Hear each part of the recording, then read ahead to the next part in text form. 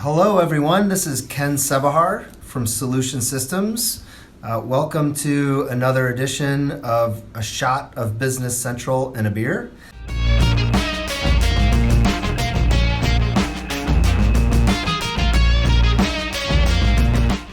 I'm joined here, as always, by my trusty sidekick, Michael Intravartolo. Hello, everybody. Hello.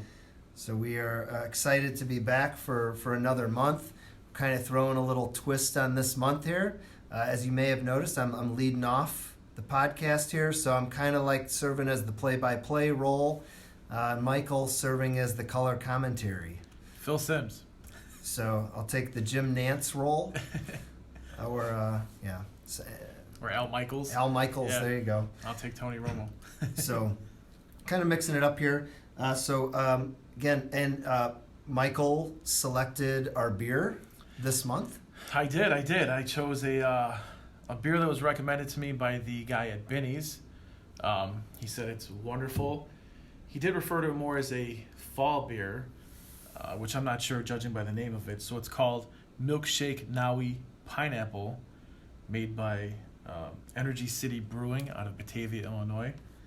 Anything with the word pineapple in it, I don't think fall. I think more spring, summer, I guess. I agree, yeah. But let me pass one of these cans on there to you. So this, Michael, you shared with me what we're going to be drinking here, and I looked at it and I thought, man, you hit a home run on craft brew. Right, yeah. Could it be not any more normal than what it is? It's a small, local craft brew served in 16-ounce cans, coming in a 4-pack for like $20. Yep. It has a unique style and flavor, packaging, name, everything to go with it here. Sort of local. Pretty high alcohol content. 7.2%, a little bit high alcohol. And so I'm looking at the can here, and I'll share a picture of what this looks like. But it's an India Pale Ale brewed with pineapple, lactose, and vanilla. Yeah. So now I was assuming that everything with lactose means that's where the milkshake part comes into play. But now that I've seen some pictures of some other, maybe because it's thicker, it's called a milkshake. I don't know. We're going to find out right now. Here we go. So we just cracked these open here. I'm pouring it into my glass. And I definitely can smell a hint of the pineapple on there. I do. It's not as thick as I thought it was going to be. Definitely it is hazy. Yeah. So it's definitely cloudy. You cannot see through the beer. So it's definitely kind of got a haze to it. As a side note, I just poured the worst beer that I've ever poured in my life. That's not bad. Yeah. Is it not bad? That didn't overflow, so I think you're pretty good there. How's it taste? It's pretty good. It's New England style IPA, so one of these hazy IPAs. I would never have guessed though that there's lactose in this. No. And in looking at Energy City Brewing's website, it looks like there's a variety of different milkshake. Yeah, there's a lot of them. Types of beers where they have that word milkshake in it, and I think each one of those, it looks like, has lactose. Now, do you get a hint of vanilla out of this at all? I don't really get a hint of vanilla out of it either. No, more so the little bit of the pineapple. Yeah. Kind of in there. I'll tell you what. Maybe the vanilla balances that out a little bit. Or maybe as it gets a little bit more warm. Like the chocolate oatmeal. We'll taste it. Yeah, let's hold on. We're going to hold off today on rating these until our wrap up at the end of the show. Right, which makes sense. Yeah, because it might too. I'll tell you what, though.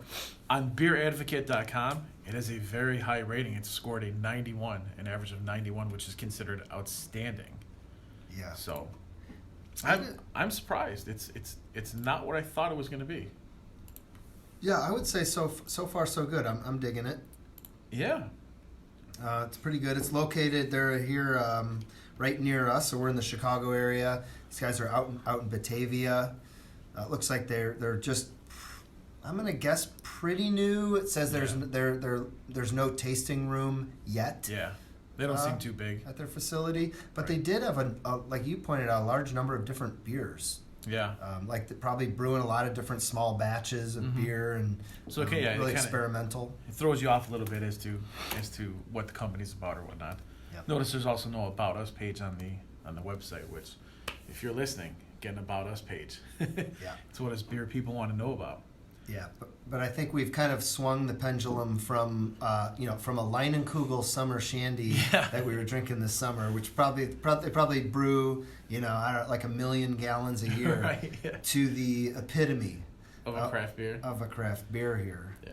I also want to say that to the guy at Benny's, I don't consider this a fall beer.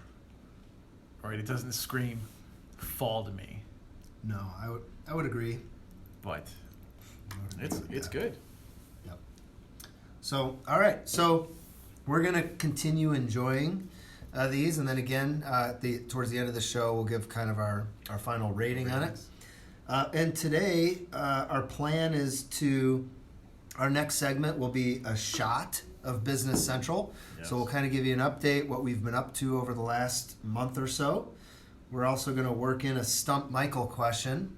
Right. So little role reversal here. Ken wants payback from last month. That's right. And I will get it. Then we're going to focus on a feature of Business Central, which is reminders and finance charges. And maybe also discuss statements as well, customer statements, because I think those kind of relate into the reminders and finance charge invoicing features as well. The app today we're going to be talking about is an app that Michael found called Complaint Tracker. Yeah, so we're going to talk pretty excited about that one. About our experience there. And then we'll come back and close it down and wrap it up at the end and give you a recap and tell you what's probably on tap for next month. All right, on to the next segment. Here we go.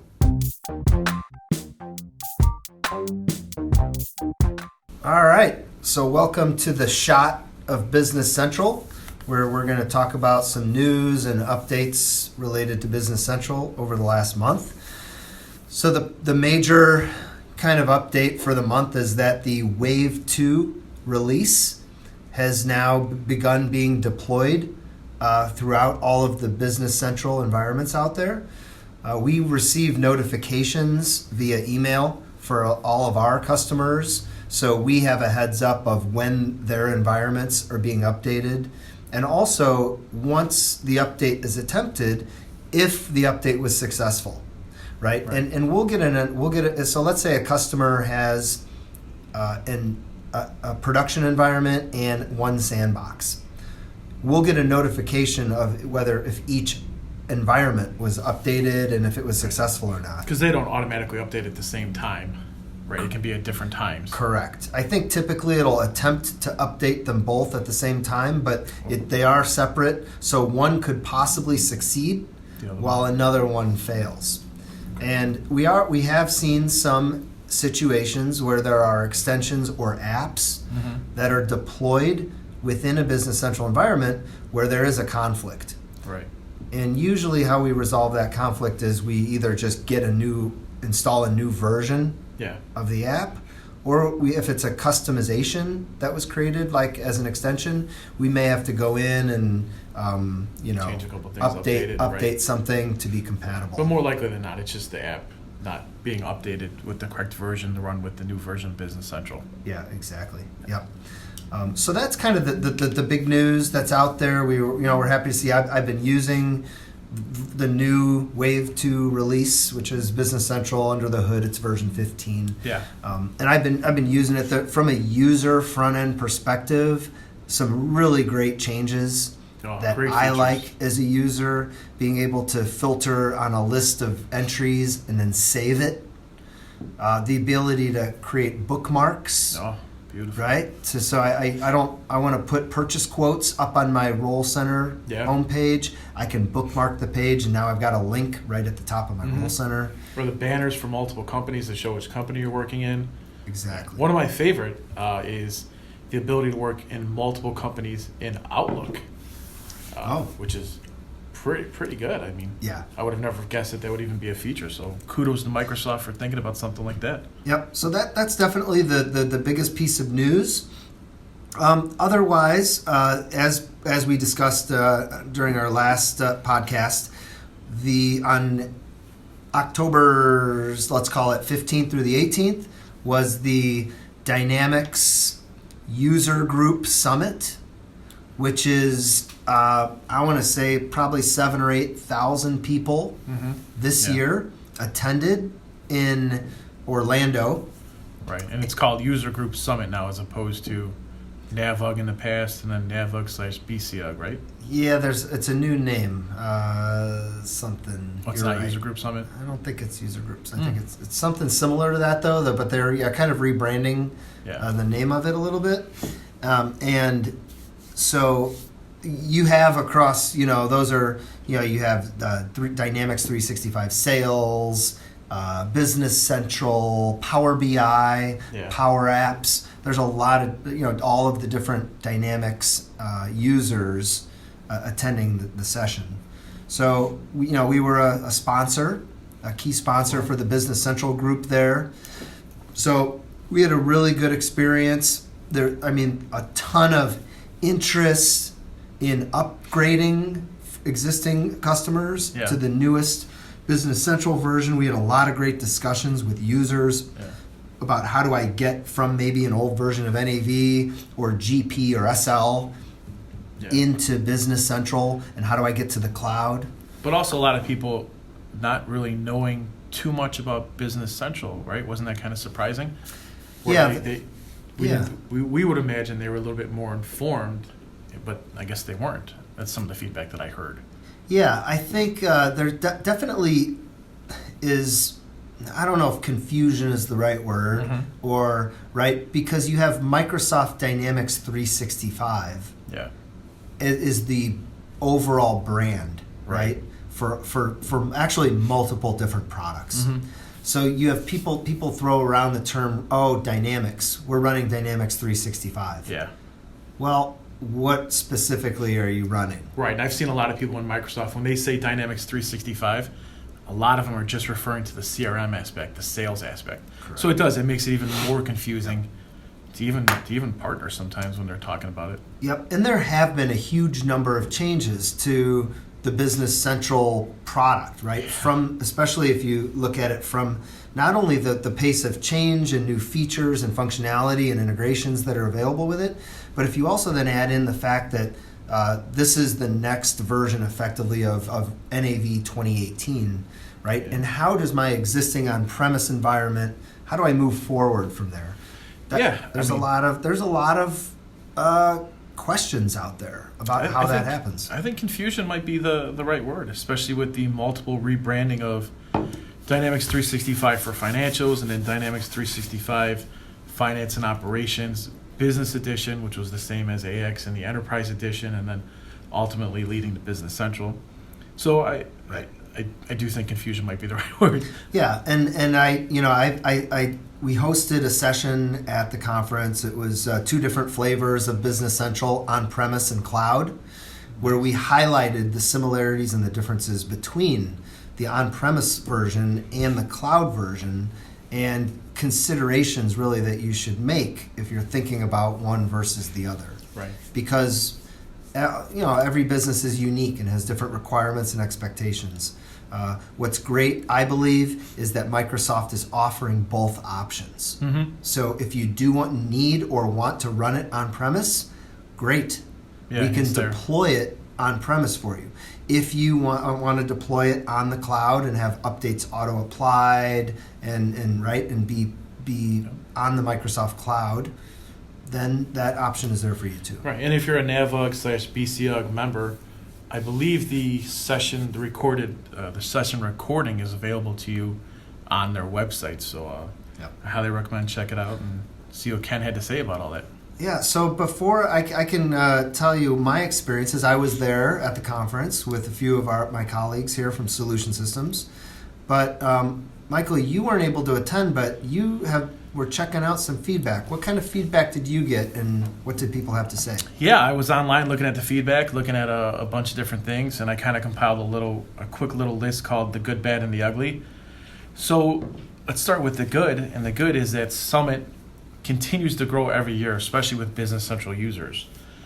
But that also kind of leads into the the ugly, which we'll get to in a second. So the bad is attendees want more diversity within the sessions offered. And then when we get to the ugly, because Business Central and the User Group Summit is growing so much, space is a challenge. And space is really a challenge because these facilities are booked between 2 and 3 years prior. So if their estimates on the growth is wrong, it tends to become a little bit cramped. Right. Now, when you were there, did you notice any of this? Like, was space a challenge or? It was. So we were at the what's it called? The Gaylord Conference Center in Orlando, and what we noticed was, and I'm not sure if space was a challenge. Rooms were small. Yeah. So our session was a recorded session, so it was one of the sessions they chose to record. They thought there might be some value there. Right. The room was pretty tight. It was a pretty small room, so I did get some feedback that some of the rooms were small and that they were overflowing certain sessions. Now, what I thought was funny, and also they had what was called the power zone. The power zone. Yeah. So, and this was Power Apps, maybe? Well, no, this was kind of a cool. I thought it was kind of cool. I think it had to do ultimately with the space issues. Okay. So what they had was certain sessions where it was one huge ballroom. Just picture a typical ballroom, and then in the 4 corners of the ballroom, one big room, they had 4 separate kind of stages and seating areas set up.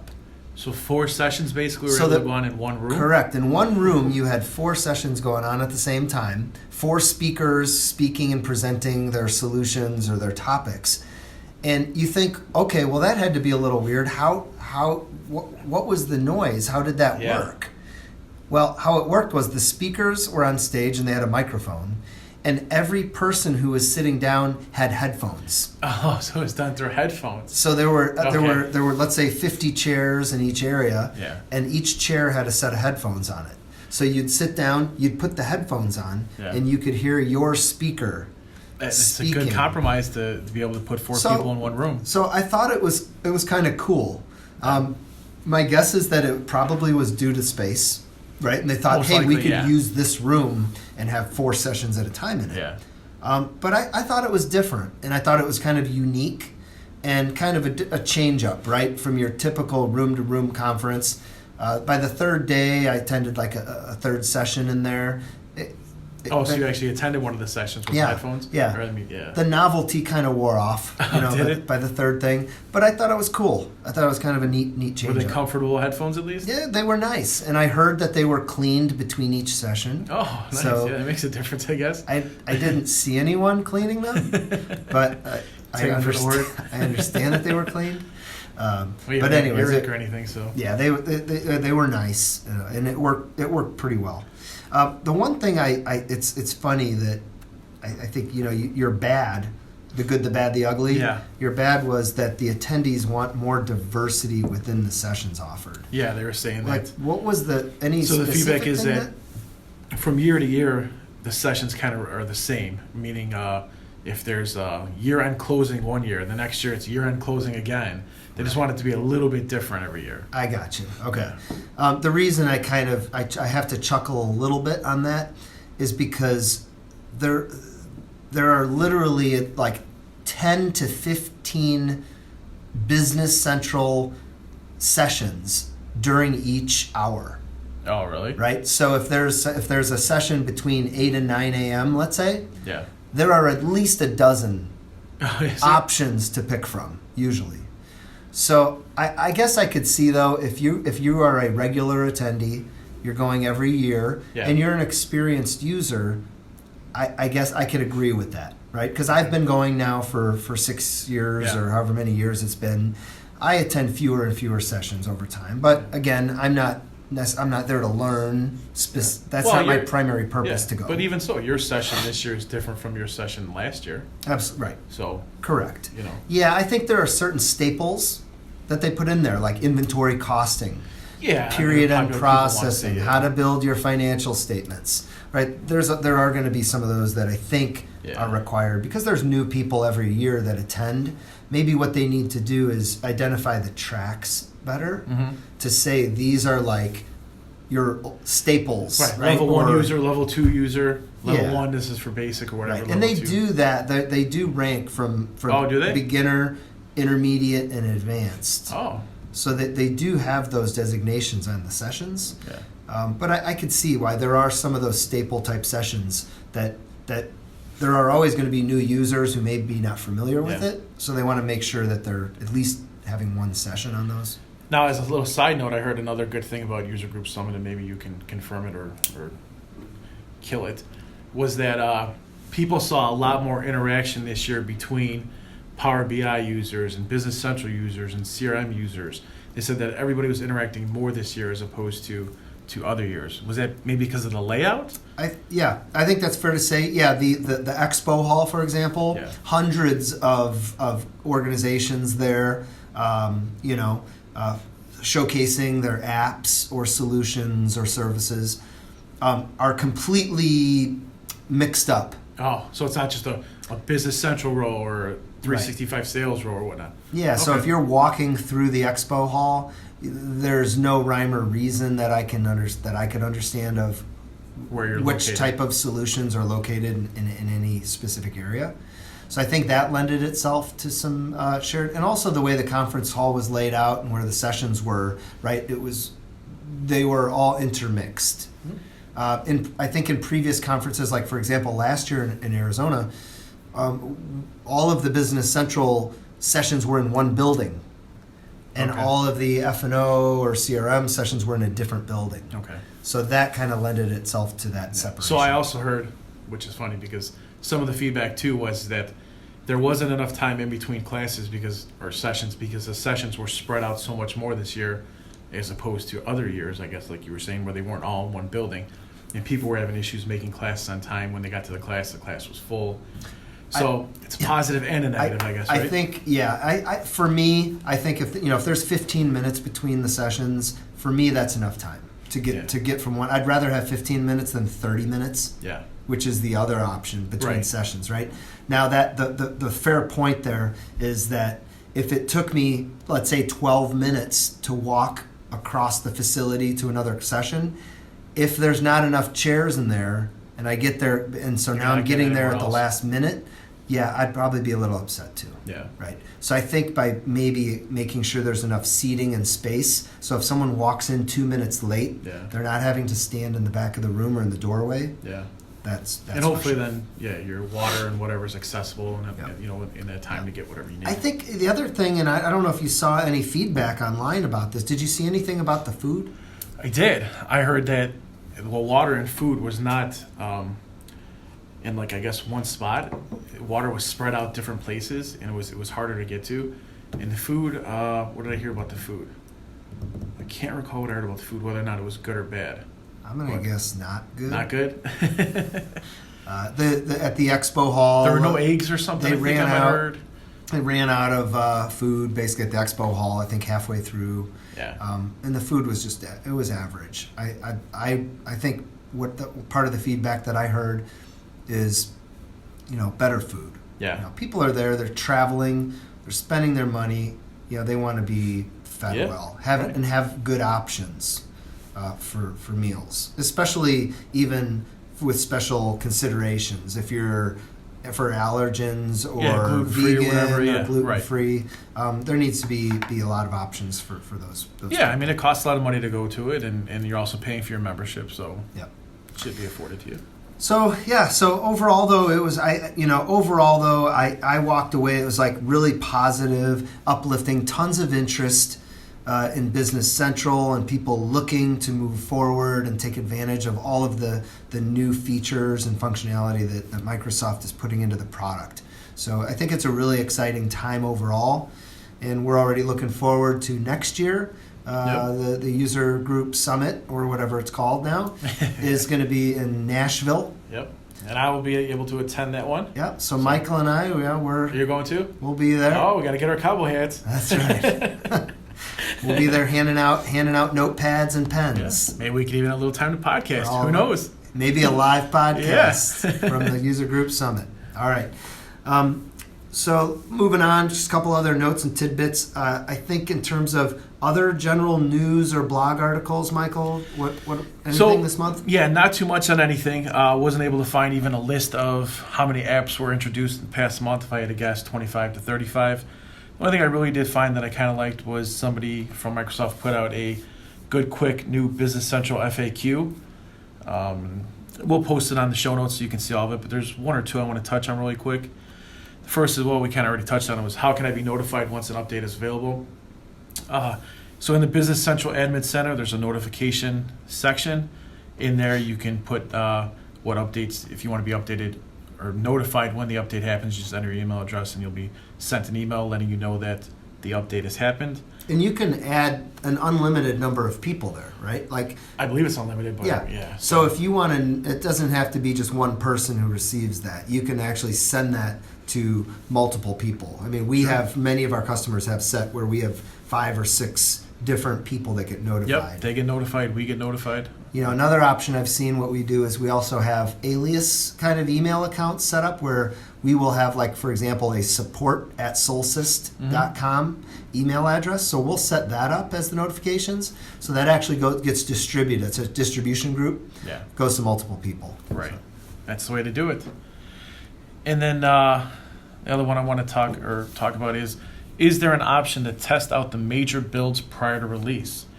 Yes, you basically have to create a sandbox preview or whatnot. Once you create the sandbox preview, those features will be added into the sandbox and you can test it out with whatever you want. There's no data from your production area though entered into that sandbox environment, so you kind of got to use what you get. But yep, you can test it out.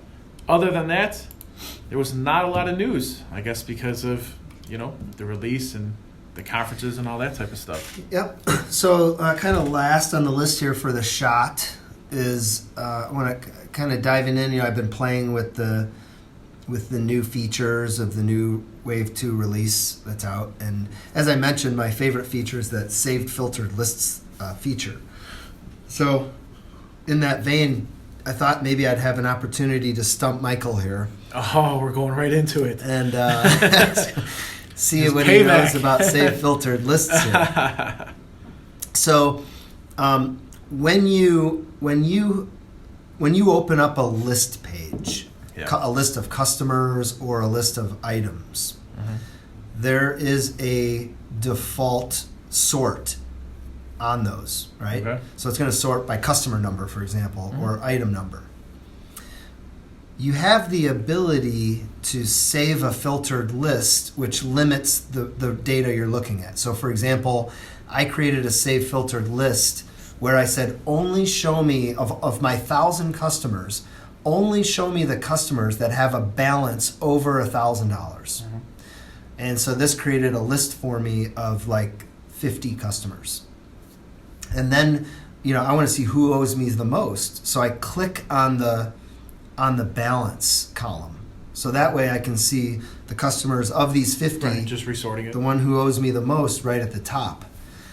When I save my filtered list, is it going to also save the sort with me, with that list? Good question. Or when I reopen that list, and like, let's say I come in tomorrow and I say, oh, show me my balances over $1,000 customers, and it opens the list and refreshes it. Do I have to just click on the balance column again to have it resort, or will it remember how I had that option, how I had that list sorted? Good question. Do I get to phone a friend? So would it save the sort feature in the thing? I'm going to go with no, it does not save the actual sort feature. Am I wrong? Oh my God, 0 for 1.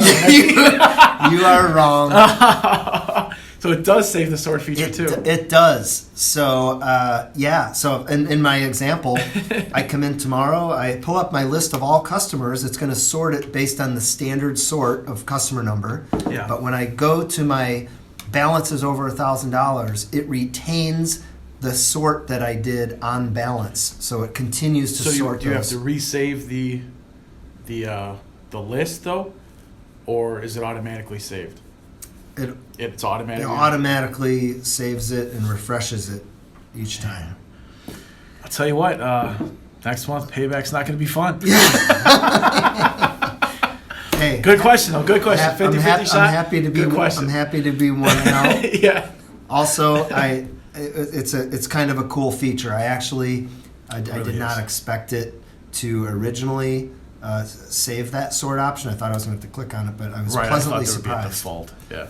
That it did it. So nice. Very well, very good. So that does it for our shot segment. We'll take a quick break here and come back, and we will talk about reminders and finance charge invoices. All right.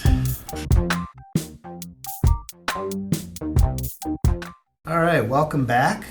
For our feature of the month, we're going to talk about past due reminders and finance charge memos, which is a standard feature of Business Central. These have both been around for many, many years. Mm-hmm. And a lot of times when we focus on a feature, we are focusing on a feature that is really popular, right? Or has a lot of wow factor or bang for its buck. Potential. I think in this case, there is a lot of opportunity, especially on the reminder side.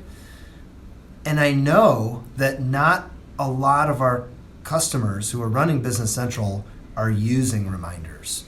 So I'm kind of excited that we're going through this because I think it's a good opportunity to remind people, no pun intended, that reminders can be useful.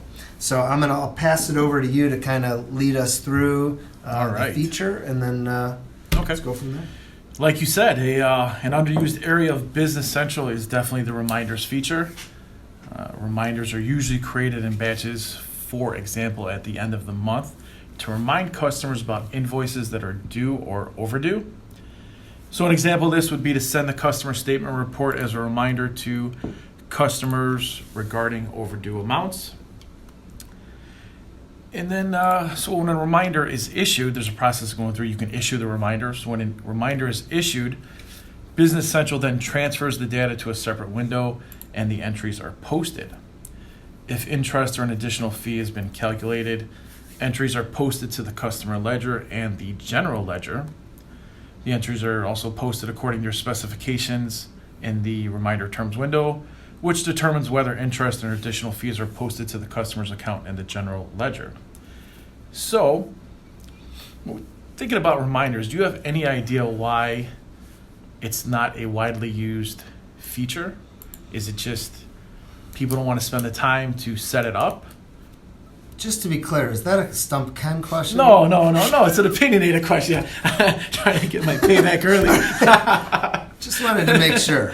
Okay. No, just a purely opinionated question. Yeah. The reason I believe people don't use it is because of the naming convention, frankly. Really? So there is a separate feature or document called a customer statement that can be printed for customers. So you could say, I want to print customer statements, right? And send out any customer that owes us over this amount. Let's mail out or email out these customer statements. Yeah. So that it's a language thing. Whereas I believe personally the reminders is a way more effective way to accomplish the same thing. Okay. I think it's like the term reminders, they don't view those as statements. Okay. Maybe because they don't understand that within the reminder that gets created, there is a listing of the invoices that are past due, right? Right. So, in the follow-up with that, then the first time a reminder is created for a customer, it's assigned a level 1 setting. When the reminder is issued, the level number is registered on the reminder entries that are created and linked to the individual customer ledger entries. If it is necessary to remind the customer again, all reminder entries linked to open customer ledger entries are checked to locate the highest level number. The conditions from the next level number will be used for the new reminder. Now, one of the new features that also goes with reminders and finance charge memos, which we'll talk about in a second, is the ability to cancel a reminder. Canceling a reminder, which we checked was not in previous NAV versions, And in Business Central, it's a simple 3-step process. From the roll center ribbon, you choose sales, then the issued reminders. It'll pull up all your reminders. Choose one from that list, and then right under actions on the ribbon, just choose cancel, and that's it. So it's pretty new, pretty cool new little feature by Business Central that wasn't available in Nav. And this also applies to finance charge memos. Finance charge memos, just like reminders, are usually created in batches at the end of the month. So for example, if you want to debit customers for interest or fees without reminding them of overdue amounts, this is where you'd use finance charge memos. When a customer does not pay by the due date, you can have finance charges calculated automatically and add them to the overdue amounts on the customer's account. You use finance charge memos to calculate interest and finance charges and to inform your customers about interest charges without reminding them of the overdue payments. Alternatively, you can calculate interest and overdue payments when you create reminders. Yeah, so I think we work with a lot of different clients in many different industries. Yeah. And what we've noticed is that there are very few industries where they will accept and pay finance charge invoices. Oh yeah? Yeah. So most companies will not issue finance charge invoices to their customers. Yeah. But it is a nice feature. It is a standard feature that can be used. So I think there is, it's a useful thing. Most people don't get away with, right? So, customer owes you money. Yeah. You're going to be lucky to get full payment against those invoices, let alone a finance charge or whatever. Yeah. them paying the finance charges, right? Right. So it's a way to kind of turn the screws on them a little bit, I think, to say, hey, you owe us all this money in finance charges. Yeah. Okay, settle up and pay us what you owe us. We'll write off these finance charge invoices. Right. Why I think you have that cancel feature, which is important because most of the time those fees and interest do not end up getting collected. Yeah. And there's actually a feature, I think, in the finance charge setup where you tell it that you do not want the system to book finance charge revenue unless the invoice actually gets paid. Really? So you can book that entry that it creates when you send the finance charge to the customer to like a unearned revenue or deferred revenue account, so that you're not booking actual like income before the customer's paid it, because so often those do not get paid. Yep. Which makes a lot of sense. I kind of had fun with the Stump Michael question earlier, so I was still a little upset about it. Still a little upset. So maybe we should do. Should I do one a follow-up? Oh, a follow-up? Oh, wow, a twofer. All right, let's hit it. Let's hear it. No, I'm just kidding. So I was going to ask you about the levels though. So let's talk about the levels. You mentioned like level 1, and it checks the highest level and then sends the level 2. Yeah. My Stump Michael question is, what's the purpose of the levels? So I would answer it it's to let the organization know how much of an emergency this is. I guess one way to put it, Exactly. Right. Level 1 is bad, but it's not as bad as level 2. Level 2 is kind of, you pay attention. Level 3 is they're really not paying. I'm gonna give you a correct for that. So all right. I got one for you now. You've redeemed yourself. So I got one for you. How many levels can you have in Business Central? Unlimited. Oh, final answer? Yeah. Pretty good. Mine are easy. All right. So let's put the stumps to bed. I think this could get ugly if we continue. So the key with those levels, what is very useful is that within the reminder letter to your customer, not only on each reminder does it show the detail of the invoices that are past due and the amounts and invoice numbers and everything, but you also can associate the language or what prints on the document associated with each level. So for example, level 1 could be, hey dear customer, you must have overlooked this, but you owe us money against these invoices. Right. Level 2 is, hey, dear customer, you realize you owe us this money. Yeah. Please pay us soon or we're going to have to come after you. Right. Level 3, Knuckles has been dispatched. He's on his way. Collections are coming. Expect a visit, right? Have a check ready. Right. Yeah. So you can escalate the language within each of those reminder letters that get sent out. So envision it as a monthly, right? A monthly process where the customer each month, if they're continuing to not pay, that language will automatically escalate as the system generates those reminders. So it's not a user that has to do it. Yeah. They don't have to pay attention and go, oh, these guys are now, we've been telling them they owe us money, but they haven't done anything. The system is doing it in an automated fashion. Yeah. And as you mentioned, you can batch generate those reminders. So you could create 200 reminders in a batch and then issue all of those at once. Yeah, that's great. So That's real great.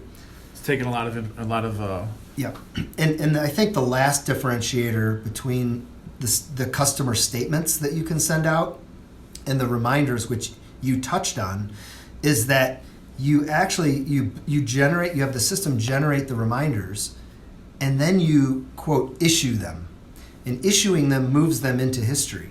So there's a record in the system that you sent them those reminders, and on what days they went out and what invoices were past due at that point. Whereas with statements, you could print statements and send statements all day, but the system is not actually recording right. what exactly was on that statement at that date. Mm-hmm. Whereas the reminders does do that.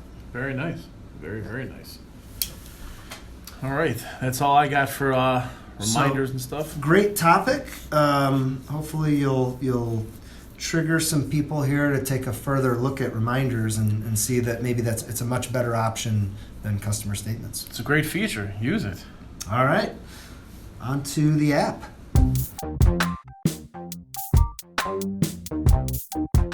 All right. So for this month, our featured app that we're going to be taking a look at is an app that's currently available up on AppSource called Complaint Tracker, provided by Intech Systems. Yeah, I was looking through AppSource and I kind of came across this one called Complaint Tracker, and it stuck out to me because a lot of people, a lot of times they have to have a separate system to track complaints and whatnot, tickets, service tickets, that type of thing. So I started reading into it more and more and more. You can crack that beer, go for it. There you go. And I from reading it, I thought I liked it a lot, which I still do. Let me tell you a little bit about it. So it says that Complaint Tracker helps you completely track and automate your customers' complaint requests. It's basically an app that helps you automate your complaint tracking process completely. It not only keeps track of all the updates, but also integrates with the service module at Dynamics 365 Business Central to integrate customer complaints with other necessary actions. So you have to have Business Central Premium to use this.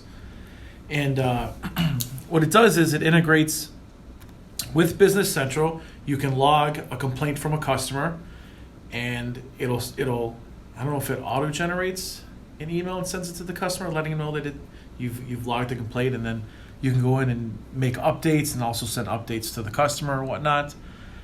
I went through, installed the free trial. It installed easily. It put a complaint management action on the Role Center page. Setup wasn't too difficult. You had to create a number series and a couple things like that.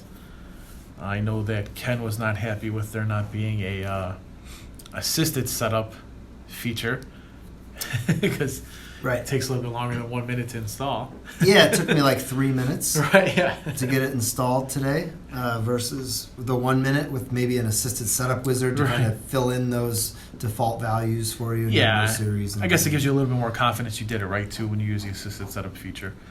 So I'll talk about a couple of features that are with this app. Let's see, it says it's integrated with the service module Microsoft Dynamics 365 Business Central. It notifies the customer and the salesperson with the status of the complaint via email. which I actually like. The app can auto-generate service order based on complaint request. It tracks the resources used or the visit charges for servicing. Complaints can be I don't even know what this is. How do you say it? Bifurcated. Bifurcated. I have no idea what that is. Bifurcated in free or paid service sections. It checks if the service product comes under warranty or not, and there is no need to make new service lines for products under warranty. So, I think the main selling point of this is that it's integrated with Business Central. You don't have to have a separate system. Is it feature packed like a separate system would be? Probably not. We do not know the cost of it either, so that could be a positive or a negative. And I don't know. What did you think when you first tried it out? Well, first I found that bifurcate means to divide or split. Does it? So you can split or divide complaints into free or paid service sections. There you go. Now, me being a marketing person, you're supposed to cater to a 9th grade reading level, so I would not have used the word bifurcated. There you go. A little positive feedback for the app developer. Yeah, so I did set it. I tested it in a brand new version 15 Wave 2 version. It installed correctly. I did notice there were two apps out there for Complaint Tracker, and they were different versions. Yeah, exactly the same though, right? Same company. Same exact thing. One of them was version 1.0.0. One was 1.0.2. So maybe for past Business Central versions. I did the new version into my new Business Central, updated Business Central environment. It took you about 3 minutes to set up, you said? It did, although I did test the email functionality, and I received a message that SMTP email was not set up in my environment. So what that means is that this app is using the Business Central kind of email delivery functionality, which is called SMTP. Built in, so that when emails get sent, they're not actually getting sent out through each individual user's Outlook, right? But rather through an SMTP mail server. So it looks like if you're going to use this, you do have to have that set up in your Business Central environment. Some people may already have that set up because they're using other features in Business Central that use the SMTP mail setup. So it might not be an issue for them. So you may find that already works right out of the box, but if not, you'd have to additionally set up that feature as well. All right. Yep. So overall, what do you think of the idea of it, though? From a product naming standpoint, it's called Complaint Tracker, which is to me a little negative. Yeah, a lot of people. Right? I mean, sometimes you have customers maybe calling you up. They're not calling to complain. Yeah. They're just calling to maybe find out information, check on the status of something, report that something needs to be maintenance. Get help with a little something. So I would say customer, support case tracking, or might be a better way to go. Something a little bit at least more neutral. Maybe it's not. Maybe they're not calling you because they're happy and positive. But But I guess people get it, right? It's a complaint tracker. It's a case tracker for issues that customers are calling up for. I get it. The only other thing is that it does require, looks like the use of service management to create service orders to actually complete the follow-up of servicing, maybe a piece of equipment or a product for the customer. Yeah. And over the many years, we've been implementing NAV and Business Central. We have many customers that use service management, and they don't have this kind of, I view this like a front end. Right. It's almost like a customer service person, their ability to quickly record that they had this conversation with the customer, that this issue has come in, and then someone is going to make a decision. Okay, are we going to resolve this, close this out, it's finished, or go create a new service order for it? historically we've had customers, what they'll do is they'll just create a new service order on the fly as they're talking to the customer. They can record similar information of what's happening, Yeah. or the symptom codes, the fault code, and then even record a resolution and comments and finish and close that service order Right there. right on the fly. So to me it's a nice front end for a customer service person to easily create a new support case. But there are other ways to accomplish this within Business Central. So you think it's geared more towards the organization that is getting more complaints than or a high volume of complaints than somebody else? So it lets the customer, it puts the customer at ease when they get an email saying, we've got your complaint, we've logged it or whatnot. Yeah, let them know that somebody actually is paying attention to it. Exactly. It's a nice front end Right.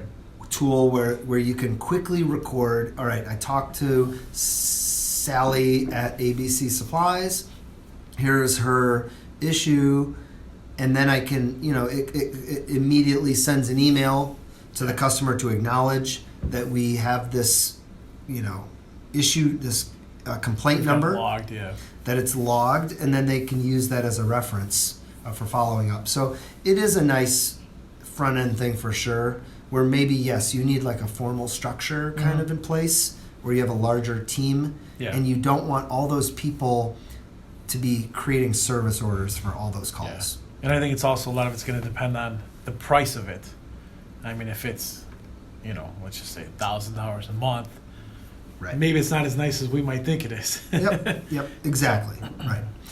So yeah, those are all factors on App Source. There's some screenshots that are on there that show kind of some sample screens and like the complaint register report.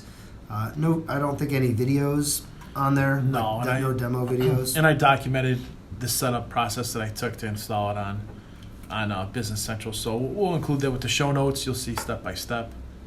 Yep. and all What that. I like, my last takeaway on it is that I do love that something like this is available, Mm-hmm. right? Because yes, it may not be something that everyone needs, but if you do need it, I think what we're starting to see is that there's more and more options out there Right. for different apps to solve different problems out there, Yep. which is ultimately more helpful to everyone out there. It's great. The more apps, the better. I mean, more issues people can solve, we'll All take right. it. So Complaint Tracker from Intech Systems, it was our featured app this month.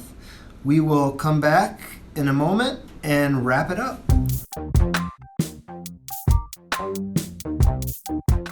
All right, so it's time to wrap up this month's podcast, Shot of Business Central and a Beer. And let's just kind of just to recap where we've been. We kind of went through our Shot of Business Central. I stumped Michael effectively. We looked through the reminders and finance charges and statements features and talked about those a little bit. The app we reviewed this month was the Complaint Tracker. And most importantly, the beer that we've been drinking is Energy City Brewing's Milkshake Nowie Pineapple. Yes, sir. Yes, sir. An India Pale Ale brewed with pineapple, lactose, and vanilla. So Yeah, I mean, for me, the beer was quite surprising to me. It was a lot better than I thought it was going to be. It wasn't as thick as I thought it was going to be. It wasn't as milky as I thought it was going to be. And the pineapple wasn't as overpowering as I thought it was going to be. So I'm going to have to say that this is probably one of the top 2 or 3 beers that we've actually tried on the podcast. If I had to rate it, for me, I'm going to go with a solid 90. 90 rating, pretty high. It's pretty good beer to me. I like it a lot. all right. So I'm going to go, I can't remember exactly what, we started with my all-time favorite beer, which was Three Floyd's Zombie Yeah. Dust. And I can't even remember what I gave them. I think like a 98, just to leave a Okay, little bit of let's room. say I gave them a 98. I think you're right. I'm going to say 97 Oh, wow. for this. Wow. And the reason I'm giving it a 97 is, first of all, it's an India Pale Ale IPA, Which you like. which I like. But I think you just nailed all of the essence of a craft beer by picking this beer. It's pure craft. It checks off all the boxes, flavor, uniqueness, locality, all of that stuff. Right. I think it nails it, and it tastes very good to boot. It is good. It is really good. So I'm gonna stick with the 97 rating. A 97 and a 90. All right. Yep. So well done, Michael. Thank you. I think you've earned an opportunity to select another beer. Be sure to put the applause in the background. Yep. So be honest though, were you a little nervous when you saw what it was called? Yeah, the word, when I see the word milkshake in the name of a beer. Me too. Yeah, for sure. Mixed with and pineapple. then I see the word pineapple and lactose. Right. Yeah. Not something you think goes well together at all. Yeah, I was my first thought was like the picture of someone with a stomachache. Yeah. Right. Yeah. But I'm glad it didn't come to that point. Yeah, no, it's very, very flavorful. So, we're here at the beginning of November. We missed Halloween last week. We didn't ask. I meant to ask you earlier. Did you dress up this year? I did dress up. I dressed up as a tourist, a Chicago tourist. So what is a Chicago tourist? I actually grew a mustache, had the cameras and everything, the Isle of Chicago type, thing, and then I had I don't want to stereotype tourists, I guess, but I had shorts on with my socks pulled all the way up. And Got it. Yeah. No, that's a little cold great. to be wearing shorts, but what about you? There you go.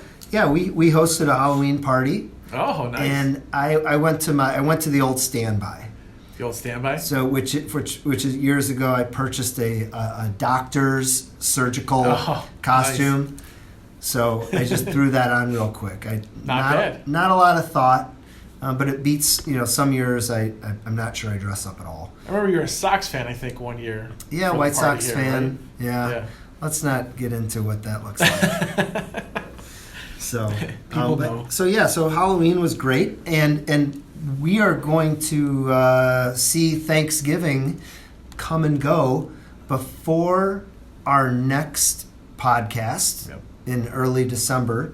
So I just wanted to take an opportunity here as we're wrapping up to say maybe what we're thankful for.